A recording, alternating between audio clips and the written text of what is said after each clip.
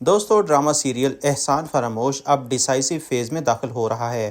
فلک جب بیاہ کر حمزہ کے گھر آئی تھی تو پہلے ہی دن سے گھر میں ساس بہو اور نند بھابھی کا جھگڑا شروع ہو چکا تھا، اور جلد ہی فلک نے ایسے حالات پیدا کر دیے کہ اس کی نند کو یہ گھر چھوڑ کر جانا پڑ رہا ہے۔ بجو جو کہ فلک کی نند ہے، اب اس نے یہ فیصلہ کر لیا ہے کہ وہ کینیڈا شفٹ ہو جائے گی، لیکن اس کے کینیڈا شفٹ ہو جانے کا مطلب یہ ہے کہ حمزہ کو بہت نقصان ہوگا، کیونکہ اس کی بہن ہی اس کی بزنس پارٹنر بھی تھی۔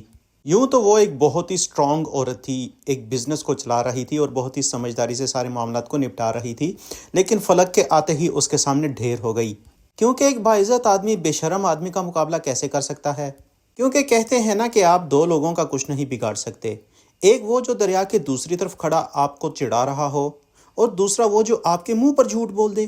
فلک تو ہے ہی منہ پر جھوٹ بولنے کی چیمپئن، اور جب یہ خبر حمزہ تک پہنچتی ہے کہ اس کی بہن گھر چھوڑ کر کینیڈا جا رہی ہے، تو وہ اپنی بہن کے پاس آتا ہے اور ان سے کہتا ہے کہ آپی، آپ یہ گھر چھوڑ کر مت جائیں، کیونکہ آپ کا بھی یہ تو گھر اتنا ہی ہے جتنا میرا ہے۔ تو بجو کہتی ہے کہ اگر یہ میرا گھر ہوتا تو وہ مجھے اتنی باتیں نہ سناتی اور مجھے میرے ہی گھر میں رسوا نہ کر دیتی، کیونکہ فلک نے اس سے کہا تھا نا کہ آپ ادھر کر کیا رہی ہیں، اپنے گھر جائیں۔ اور یہ بات بجو کے دل میں لگ گئی تھی۔ پھر حمزہ کی ماں بھی اس سے کہتی ہے کہ حمزہ، تم نے ایک بہت بڑی مصیبت لا کے ہمارے گھر میں بٹھا دی ہے۔ تو حمزہ کہتا ہے کہ کچھ غلطیوں پہ سوائے ندامت کے کچھ نہیں کیا جا سکتا۔ پھر حمزہ اپنی بہن سے متوجہ ہو کر کہتا ہے کہ بائی دی وے بجو، آپ کو اس کی باتوں کو سیریس لینے کی ضرورت کیا ہے؟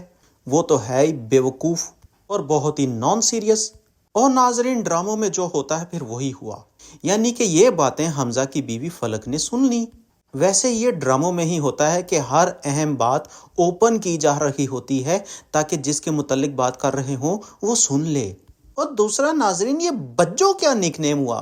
یہ ڈرامہ لکھنے والوں کے پاس کوئی اور مناسب نک نیم نہیں تھا، بھلا باجی ہی رہنے دیتے بجو۔ اور پھر حمزہ بجو کو دوبارہ کنونس کرنے کی کوشش کرتا ہے کہ فلک نے آپ سے سوری بھی تو کر لیا ہے، لیکن بجو صاحبہ اپنے فیصلے پر اڑ جاتی ہیں اور وہ اپنی ماں کا اور اپنے بھائی کا گھر چھوڑ کر واپس کینیڈا چلی جاتی ہے۔ اور ناظرین، باقی ایپیسوڈ میں کیا ہوا یہ ہم آپ کو نیکسٹ ویڈیو میں بتاتے ہیں۔ آپ پلیز چینل سبسکرائب کر لیجئے اور یہ ویڈیو لائک بھی کر دیجئے۔ ملتے ہیں، اللہ حافظ۔